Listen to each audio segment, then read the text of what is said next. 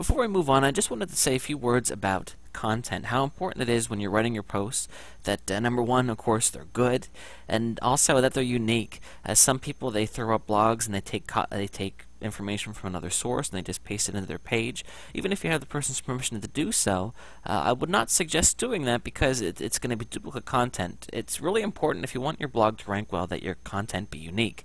So essentially, you can write it yourself. You can pay somebody to write it. It really isn't that hard. People often ask me how long should you make your posts.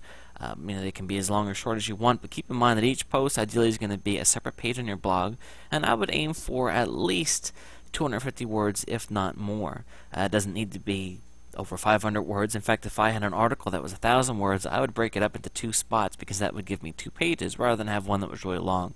But again, that's just me. But essentially, you want to keep in mind that the whole goal is to get people to come to your blog, and they're only going to do that if it's good. So if you're writing content just to write it, and it's not good, you're not going to do as well. So again, ideally your blog is going to be awesome. It's going to be an interesting article that people want to hear about, and then they're going to tell their friends, and they'll tell their friends, and the search engines, will respect it as well.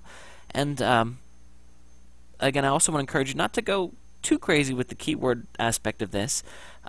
Just focusing on one keyword phrase per post, maybe 2 at the most, and just kind of using your keywords throughout the content. You do not want to stuff it, which means that if your keyword phrase is potty dog training, I would not use that more than 5% of the time. If you want to check your keyword density, there are ways you can do that online as well. Just type into the search engine keyword density, check, and some free programs will come up for that.